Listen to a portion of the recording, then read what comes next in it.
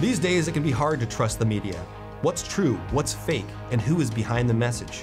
I'm a freelance journalist and videographer who has spent years studying the media. Now I'm taking a look at what local, regional, and national news stories mean to us here in North Central Washington. I'm Dominick Bonny, and this is Common Sense. Hello and welcome to Common Sense. I'm Dominick Bonny, and today we are exploring the bombshell legal decision in Washington State v. Blake, which declared unconstitutional Washington's strict liability drug possession statute, which criminalized unintentional, unknowing possession of controlled substances without a prescription. It's a case that presents itself almost like the plot of a much grittier, darker version of The Sisterhood of the Traveling Pants, except in this film, the pants have meth in them and no one knows how it got there. The case arose after a woman was arrested and charged with possession of drugs after being caught wearing a pair of pants a friend had loaned her that contained a small bag of methamphetamine in the coin pocket. According to Newsweek, quote, however, Washington's drug possession statute doesn't require a person to knowingly possess drugs in order to be charged. As such, during her trial, the state didn't have to prove the drugs were hers. Instead, she had to prove that they weren't. That, her lawyer argued, denied her due process because she had to prove her innocence rather than the state having to prove her guilt, end quote. In order to better understand this decision and how it will impact our state and our region, I went over to the Chelan County Courthouse and spoke with Chelan County Superior Court Judge Kristen Ferrera, who administrates the Chelan County Drug Court. The Drug Court is a therapeutic problem-solving court that takes a public health approach using a specialized model in which the judiciary, prosecution, defense bar, probation, law enforcement, mental health, social services, and treatment communities work together to help addicted offenders into long-term recovery. And it has worked right here in our community. I know because I attended the first Chelan County Drug Court graduation ceremony and still see that first graduate around town, holding down a job, staying clean, and proving that it's possible for addicts to get their lives back in order and become productive members of society once again. But one of my questions for Judge Ferrera is how this ruling might affect drug courts, as well as other parts of our state and local government, as well as law enforcement. Let's take a look at that interview. The fact that there isn't an intent element is problematic. What ended up happening was defendants had the burden to prove as a defense that they didn't know. So normally the burden of proof is on the state to prove every element, and this was requiring defendants to prove that they didn't know they had it. And it was a defense, but the burden of proof should have been on the state. That's the argument that was made. In the Blake case, that's the defendant had methamphetamine in her pocket, and she alleged that she didn't know it was there, that her friend gave her the pants, and then they challenged her conviction, saying she shouldn't have to prove she didn't know. It should be up to the state to prove she knew. Sure. And so the state Supreme Court said that because we've previously interpreted this as not including an intent element, because it's a felony and it carries with it such extreme consequences, that it's unconstitutional. Because it puts the burden on the defendant. You could unknowingly possess something, and it puts the burden on the defendant to prove that. Sure. And so that's what the Blake decision is about, is whether that statute is unconstitutional, because it didn't require the normal element of intent that most other crimes have. Wow, so a very technical, legal, nit that has a huge impact when it on how it changes the way that the entire system approaches this issue. Right, exactly. And the thing about it, the way that the impact of it, and the thing that we're trying to figure out how to handle it, lots of questions surrounding not moving forward, because moving forward, either a statute gets passed or a law gets passed that makes it unlawful to possess or not. That's simple. It's just a matter of what's going to happen at the state level and what's going to happen at the county and city levels. But what's really complicated, and we get into the issues of how do we incentivize people to go into treatment when they're in active addiction. I shouldn't say that's not simple, but it's a different issue than, from the court's perspective, how to handle the retroactivity of this Blake decision, because this statute was enacted, I think, in 1971. And so we have thousands, if not maybe over 100,000 people that were convicted under this statute. And those convictions then need to be vacated. They've paid fines. Where's the money? Do we need to pay them back? And if so, where's the money to deal with that? Because of Washington State's sentencing structure, we have a points system, essentially. If you have a certain number of, each conviction is a point, to simplify. And so if you have no convictions, then you're looking at a different sentencing range under a charge than you are for if you have 9 points, 9 convictions. A lot of the folks that we see that have multiple convictions have quite a few possession charges. And so there are people that may be in prison right now for delivery or assault or something else that have lower points now and are going to need to be resentenced. And so trying to figure out how to do that, and if we're going to be sending people, sending judges over to correctional facilities to do the resentencings, or if we're going to bring people here, if we're going to do it remotely, and what's the process for that? Who brings that motion? Is it the court's responsibility? Is Department of Corrections? Is it the defendants? We just, the procedure isn't sorted out. And so we're trying to figure that out. Wow, that seems like it's a lot of stuff up in the air. It is. Yeah, and that could potentially be, I mean, I'm just spitballing, but it seems like that could run up a bill in the millions pretty quickly when you're talking about all the the person resources, the hours that it would take, officers of the court, Department of Corrections, all those guards, the whole system would have to be moving, and all those people get paid for their time. So wow. I think the estimate is that it's going to be over $100 million to sort it out, basically. Yeah. So, and it may be more than that. I'm looking at it from the court's perspective, and there's Department of Corrections expenses, and the public defenders and the prosecutors, because they all have full caseloads. And so in order to deal with how to handle this, they're going to have to hire more people. And judges, our county is actually very fortunate. We're not as backlogged from COVID, but other counties are, especially some of the bigger counties are really backlogged from COVID. Because we had to suspend jury trials for a period of time. And so they're already trying to catch up. And so it's just trying to figure out how to do this and where the money's going to come from and where the personnel is going to come from. It's a challenge. Yeah. So.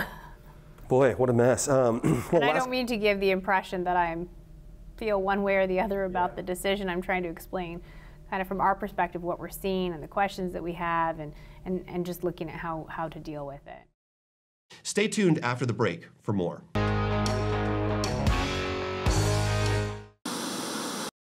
Getting ready for the boating season is easy with the help of Bombshell Boats and Motors. With marine technology changing fast, the service department stays up to date with the newest developments and factory certifications. They have what it takes to make boating fun and hassle-free for the summer. Then as that garage and driveway fill up in the fall, one call is all it takes to learn about their convenient service and storage packages. Now's the time to call and find out why Washington boaters have been trusting Bombshell Boats and Motors to service, store, and maintain their boats for over 70 years. At Washington Trust Bank, can't is a 4-letter word. I think I'll sell my veggies at the market. Do you even remember to water the house plants? I do this? You can do this. Hey, we need to build a home office. We're adding another bathroom. I think I'll study programming. Bro, you even connect your phone to Bluetooth. We believe you can do whatever you set your mind to, and we'll help you get there. Washington Trust Bank, privately owned, locally invested. Highlander Grill and Golf Course is known as one of the finest wedding venues in the Wenatchee area. You do not have to be a member to come to Highlander. Highlander Golf Course offers a first-class backdrop for your wedding day. Our friendly professional staff will ensure your wedding and reception is picture perfect, from every moment leading up to the I do's to when the lights go down at the end of your reception. Hi, I'm Chelan, site coordinator for Highlander Grill. Give me a call to schedule your event today. Hey everyone, Fletcher and Amy Ellingson here from Live It Up. Join us every week as we answer your questions on health, wealth, and relationships. We're all about you creating a life that you love, so tune in to Live It Up.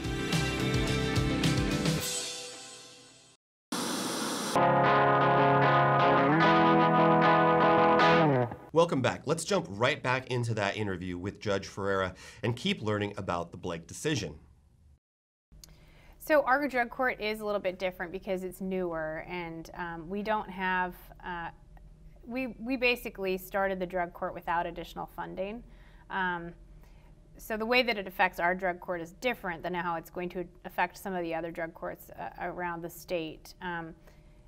Because we don't have the funding and we've been operating off of existing resources, it is affecting us to the extent that we had 9 people that were in drug court and now we have 2, because the majority of the people that were in drug court were in there on possession charges. And so those charges have now been dismissed without prejudice, meaning they could be refiled if something changes. But and the way that drug court works is we have people in different phases, and so we have phase 1, phase 2, phase 3, and phase 4. Once you graduate, you've been in phase 4 for a certain period of time. And so phase 1 is the first part of it, and it really, there are several things about therapeutic courts, which drug court is a therapeutic court, that make it more successful than some of the other treatment options that people have. And one is the constant contact with the court, coming in, checking in with the drug court team and the judge. But another part of it is the camaraderie and the support that you get from your other drug court participants. And so the way that it's impacting our drug court is the other participants that could have been there on an every 2-week basis to support our folks aren't there. I think they are going to come back and show up. But they don't have to be there. So, and everybody has jobs and other things that they need to go to if it's not a requirement. So that support system is, it's not going to be as consistent. And just because we have a lower number of folks that are in drug court too. So we're wondering where we're going to go from here, because possession isn't the only type of charge that qualifies somebody for drug court, but it is one of the primary ones historically. So we have to look at how we're going to be looking at cases and accepting other people into drug court. For drug courts in other parts of the state, it is going to impact them because people who were there because they had a criminal charge that was pending, and the drug court funding is perhaps what gave them their housing or certain services. Now that their case has been dismissed or will be dismissed, they might lose their housing or services. And so that was one of the concerns, is how to keep people in their housing if they don't qualify anymore because they don't have that pending court case. And I don't know what the solution is, because it isn't a problem we've been dealing with. I just know that it's something, for example, I think King County has a housing facility that's specifically for their drug court participants, and that funding is based on those participants being in the drug court program. So I don't know what they're going to do about that, though. Huh. That's something I hadn't even considered, but this ruling could result in people being put out of housing. It could, yeah. Yeah, huh. So, you know, Chief Crown, Wenatchee PD Chief Crown, said, you know, this takes away tool from them in their toolbox. Is this, you know, is this something that will affect the drug court's ability to compel people to stick with treatment, to be in treatment? And if so, what does that mean for these people? You know, like you said, it's now voluntary. I mean, how many people are going to volunteer to go through this process if they're not compelled? So, and that's one of the concerns. I understand the arguments from both sides. I do see the problems with how difficult it is when you are in active recovery to bounce back from a felony conviction. It's very difficult. At the same time, and from our perspective as a Superior Court judge, we do see people before they're starting to get into trouble with the law, because we'll see them in family law cases or dependencies where the drug addiction is starting to take hold of their lives, but they haven't gotten to the point where they're getting arrested. And that's the concern, is how are you going to exactly compel somebody to come in, because when you're in the middle of, when you're in active addiction, you may really want to stop, but it's very, very difficult. And for a lot of people that have said when they come into court they want to stop, it's very difficult for them. And so I don't know what the answer is, because maybe there is some other way to incentivize folks that are in active addiction to get that treatment. But historically, the incentive has been, well, you've got this charge, and so now, in order to avoid more jail or more prison time, here is this alternative, which is treatment. And drug court is one option, but there are other treatment options that are available to people that are looking at these felony charges. I think that is going to decline, and what we're going to see is that it will be an option for people who have another felony charge, for example, a theft, but they have an underlying addiction that's leading them to commit these crimes. And so we will see people getting treatment that way, but at that point, then you're looking at somebody who isn't at the beginning of their addiction. They're pretty deep in if they're getting these other charges. So that's one concern, definitely, is how to look at it is, if somebody's in active addiction, just because they're not seeking help doesn't mean they don't want it, but it is really difficult to get out of it. And sometimes these charges are the way into the treatment because they have to. Right.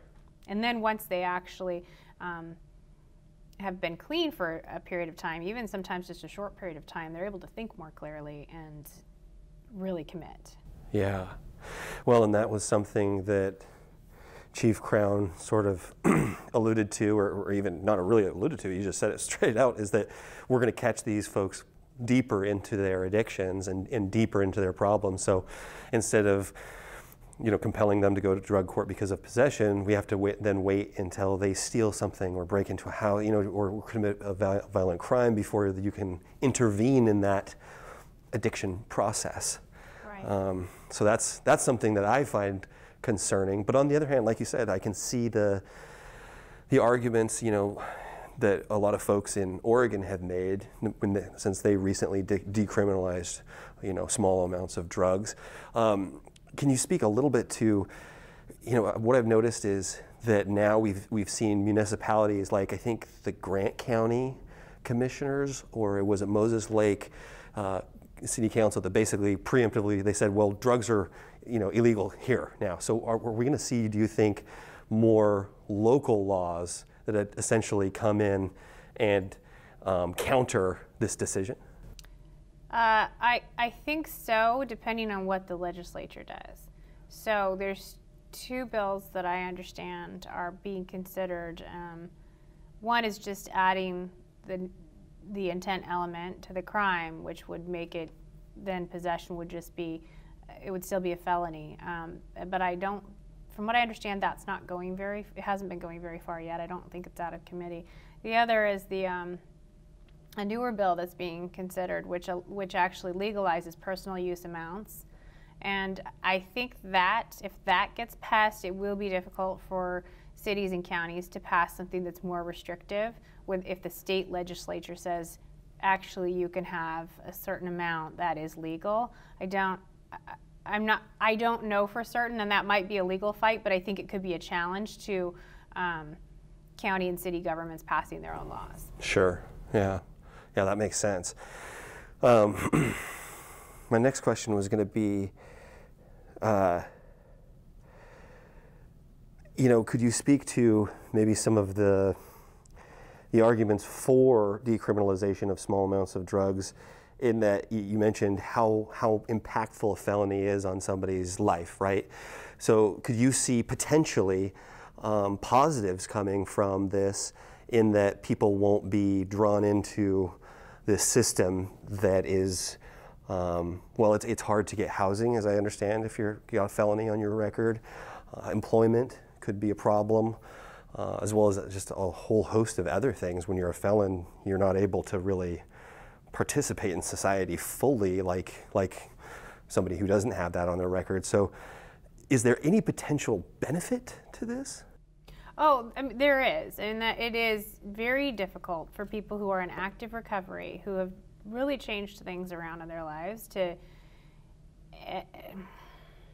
operate in society as if somebody who doesn't have this. I guess there are a lot of barriers. Some of them are financial barriers because they have all these legal financial obligations that are fines, or some of it's fines, some of it's restitution. So restitution is if you, for example, if you stole something and you have to pay back the store or the person you stole it from, that's restitution, that's a separate issue. Then there are the fines that you have to deal with, and those accrue interest. And those have decreased quite a bit over the last couple of years, but it's still a sizable amount of money for somebody who's trying to get back on their feet. In addition, and I know this is changing because I think the law was passed to change the voting rights, but getting your voting rights restored is more complicated. Getting this expunged from your criminal record is difficult, and it takes time. There's a certain amount of time that has to pass, and then you have to go through this application process, which is difficult for people to sometimes figure out. And if you don't do that, then you have it on your record, and it can impact housing, it can impact jobs. And I think some of what the legislature's been trying to do is to fix that so that you can't look at somebody's criminal history past a certain point. And I don't know where those are at, but I know that that's something they're talking about doing. And I think it is important. If somebody's turned their life around, that's not the person that's reflected in their criminal record. It shouldn't be holding them back from housing and job opportunities. And other things such as volunteering at their kids' school. I mean, whenever somebody has to do a background check for anything, that will show up and it will impact their ability to do things. And so I think in that regard, if these convictions are vacated, it could really help people. But I will say, from the cases that we've seen, it's not going to be a huge percentage of people that only have possession convictions on their record. They probably, that might be the majority of the convictions, but they probably would have other felony charges, but not everybody is like that. So the last question is, looking forward for the future of our drug court here, and I guess addiction and crime prevention, what does the future look like? I don't know, but what I'm hoping is that we're going to bring in some folks that maybe they looked like their criminal history was more challenging to deal with because they've been in active addiction for so long. That maybe we'll be able to bring in some folks that previously we weren't going to have space for, and that we might be taking a little bit more of a gamble with, but also if it works for them, it's going to make a huge change in their lives. I'm hoping that's what will happen, but we don't really know. And in terms of moving forward with the court and recovery, I do think we're going to see people that are still getting treatment through their charges. It's just going to be fewer people, but it will continue to happen. Yeah. And briefly, can you tell me about how many folks, how long has the drug court been in operation here in Chelan County, and then how many folks, ballpark, have you shepherded through this program? So we started in 2018, June of 2018. It was a slow go at first. We only had one person in for a while, and then in terms of graduates, I think that the total number of graduates is around 7. So we've had, and at any given time, we've had between 6 to 10 people in the drug court at once. So and for the people that have graduated, it's made a huge impact on their lives. I mean, these are folks that were having, they were in and out of jail for many years. One of our graduates, it had been for the majority of his life. And he was able to it's not just about being in active recovery, it's also about making life changes. And I think that's been one of the big benefits as well, is having that support system to have, to make those big life changes and move forward in life in a way that they hadn't been able to before. Yeah. Well, I just have to say kudos to you and the drug court and for everything that you guys collectively have done, because I was actually at the first graduation and it was just one person who graduated, Mr. Dillon, and I've seen him around town and he looks great, you know, bright-eyed, bushy-tailed. You know, he's waited on me the other day at Denny's, and I left him a nice big tip because I was just so happy to see how healthy and how good he looked, and you know, just to see that somebody that turned his life around, really, you know. And so that's pretty cool to see. It is, and he's a perfect example of somebody who not only has he turned his life around, but he's also helping other people turn their life around. So he's been really supportive of our drug court participants, and he would come in and just sit in on drug court, and he's met with them outside of court. He's been a great support, and we've had other drug court graduates as well that have been really supportive and helpful to others in the recovery community. So it's not just they turn their lives around for themselves, but for other people too, which we love to see. Yeah, boy, I can't tell you how many times I've said that to other people who, you know, quote unquote normies, people who don't necessarily come in contact with people in recovery or active addiction. I tell them the biggest zealot is your convert, right? It's the person who used to, you know, really have nothing to live for and live their life in active addiction and now ruled their lives. They are the best tools for getting people out of that situation because they speak with the real life experience that those people respect, you know what I mean? So thank you so much for talking with me today, and this is, you know, I'd love to hear more about drug court in the future and how you guys, you know, absorb this change and just what the future is going to look like. So please, you know, get in touch anytime you have anything you want to talk about. Okay, well, thank you so much. Thanks for the opportunity to talk about it too, because I think it's something that it's helpful to hear from the court's perspective, and I'm still very optimistic about our drug court, and it's been we've done great things, and our graduates have done great things, and I hope to see that continue.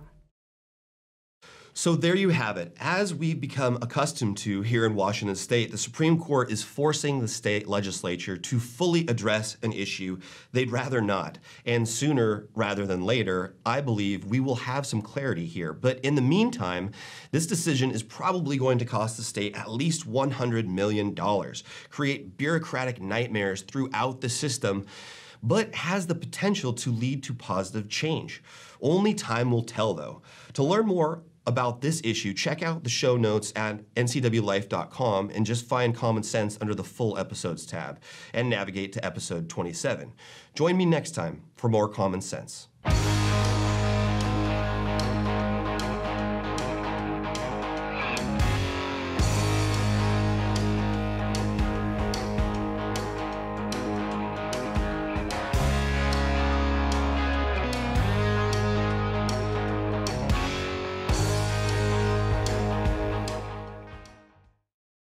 Come on, I'm a certified technician. I was trained to take good care of you.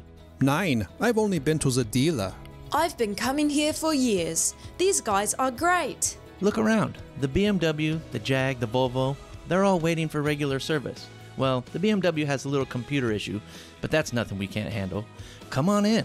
From regular maintenance to computer troubleshooting, trust the Global Car Care technicians with your import, diesel-powered, or domestic vehicle. Global Car Care. They speak your car's language. Dankeschön. Hi, Stephen DeVilbus here, Branch Manager of Beneficial and Home Care. We are an equal opportunity employer, and we do not discriminate in employment or services. It is our mission to maximize our clients' physical health and sense of mental well-being while remaining in the comfort of their home. We are currently seeking professional caregivers who share our mission to help our clients live safely and comfortably at home. Call Beneficial and Home Care. Schedule your interview today. 509-663-7900.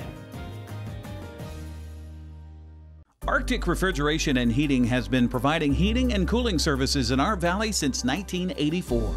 Arctic offers a variety of refrigeration and heating services, proudly now selling Bryant systems. Heating and air conditioning for your home or business.